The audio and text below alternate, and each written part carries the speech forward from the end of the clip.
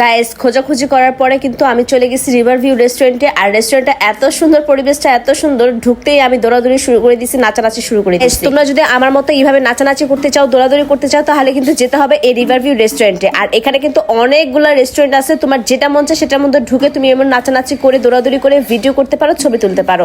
তোমার ইচ্ছা হলে খেতে পারো, ইচ্ছা না হলে না খেয়ে তুমি চলে আসতে পারো শুধুমাত্র ছবি তুলে। এর জন্য কিন্তু এক্সট্রা কোনো টাকা দিতে হবে না, কোনো কিছুই তারা বলবে না। সুন্দর করে ঢুকবা, ঢুকা ছবি তুলবা, ভিডিও করবা, তারপর আবার সুন্দর করে চলে আসবে। নিরিবিলি চিপা চাপা রাস্তা দিয়ে যখন যাবা, দুই পাশে জঙ্গল দেখবা, একটু ভয়ও লাগতে পারে, কিন্তু ভয় পাবা না, এখানে কোনো কিছু হবে না। চিপা চাপা রাস্তার পরেই কিন্তু চলে আসবে হচ্ছে এত সুন্দর একটা রেস্টুরেন্ট। আর এই রেস্টুরেন্টটা দেখে কিন্তু তোমার খুবই ভালো লাগবে। আমার তো অনেক বেশি ভালো লাগছে।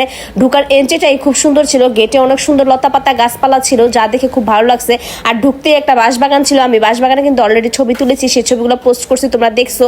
আর এখন দেখো আমি কিন্তু এখানে পোস্ট পাস নিতেছি, মানে যাওয়ার জন্য, ভিডিও করার জন্য। সামনে একজন আবার আপা আসতেছে, তো তাকে আমি একটু সাইড দিয়ে দিলাম। সাইড দেওয়ার পরে হচ্ছে আমি আবার হাঁটা শুরু করলাম। আর আমার ক্যামেরাম্যান তো পিছনে ছিল, সে আমার ভিডিও নিচ্ছিল। এত সুন্দর জায়গায় এসে আমার মনটা এত বেশি ভালো হয়ে গেছে, আমি এখানে দৌড়াদৌড়ি শুরু করে দিছি। মানে এত বেশি ভালো লাগতেছে, এত খোলামেলা জায়গা, পরিবেশটা এত সুন্দর, নিরিবিলি। জায়গাটা কিন্তু ঢাকার কাছাকাছি, বেশি দূরে না। যারা মিরপুর উত্তরা থেকে আসবে তারা কিন্তু 1.5 ঘন্টা 1 ঘন্টার মধ্যে চলে আসতে পারবে। এখানে বসে বসে হাওয়া বাতাস, আকাশ বাতাস, গাছপালা, নদী সবকিছু একসাথে উপভোগ করা যাবে। আমি তো এখানে এসে পুরাই মুগ্ধ, সবকিছু একই সাথে। আবার এখানে খাবার অর্ডার করলে কিন্তু এখানে বসে বসে ওয়েদারটাও দেখতে পারবেন, সুন্দর পরিবেশ দেখতে পারবেন, বসে বসে খাওয়া দাওয়া করতে পারবেন। এখানে মানুষজন কম, নিরিবিলি, তাই কিন্তু আপনি আরাম করে বসে বসে যেমন ইচ্ছা তেমন খুশি ভিডিও ছবি সবকিছু নিতে পারবেন। কেউ কোনো ডিস্টার্ব করবে না, কেউ সিরিয়ালও ধরবে না যে আপনার পরে অন্য কেউ ছবি তুলবে বা ভিডিও করবে।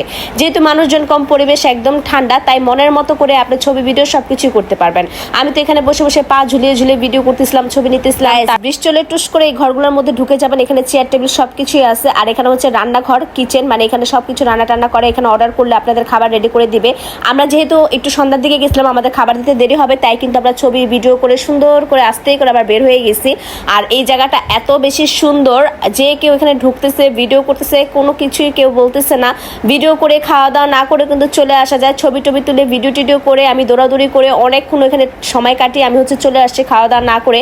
আমাকে কেউ কিছুই বলে নাই। এখানে খাওয়া দাওয়া করে বের হতে আমার সন্ধ্যার পর রাত 8টা বেজে যাবে। তো এই রাস্তাটা অনেক চিপা, চারপাশে গাছপালা, আসার সময় আমার ভয় লাগছে, তো যাওয়ার সময় বেশি ভয় লাগবে।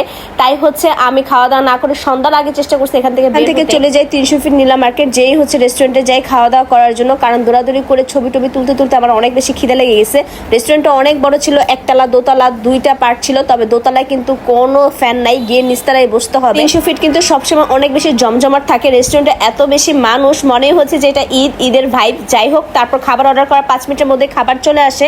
আর আমি তো মন ভরে প্রাণ ভরে খাই, কারণ গরুর মাংস খেতে খেতে একটা অভুক্তি চলে আসছিল। আমি একটা সেট মেনু নিয়ে নিয়েছিলাম। খাবারটা অনেক বেশি মজা ছিল, খাবারের পরিমাণটাও কিন্তু অনেক বেশি ছিল, একজনের জন্য পারফেক্ট। আমার তো পুরো পেট ভরে গেছে এই খাবারটাই খেয়ে, আমি আর অন্য কিছু খেতে পারি। চিকেন চাপ, রুমালি রুটি, আলু পরোটা এগুলো অর্ডার করা হয়েছিল। যেহেতু আমি সেট মেনু খেয়েছি, এটা খেয়ে আমার পেট ভরে গেছে। তবে আলু পরোটা দেখে একটু খেতে ইচ্ছে করতেছিল, তবে আলু পরোটাটা এত বেশি মোটা, ভিতরে আলু ছিল না, কিন্তু খাবারটা কিন্তু অনেক মজা ছিল। শেষ করে আসার সময় একটু মেলায় ঘুরে নিলাম। মেলাতে অনেক কিছু ছিল, বিশেষ করে যে ভাইরাল চুড়িগুলো এগুলোও ছিল। আমি জাস্ট ভিডিও করছি, বিশ্বাস করেন কিছুই কিনে নাই, কারণ আমার কাছে কোনো টাকা নাই, আমি কিভাবে কেনাকাটা করবো। ভিডিও করেছি, ছবি তুলেছি, দামাদামি করেছি, তারপর চলে আসছি। আমার মতো কে এরকম আছেন যারা যে ভিডিও করেন কিন্তু কেনাকাটা করেন না, অবশ্যই কিন্তু কমেন্টে জানাবেন।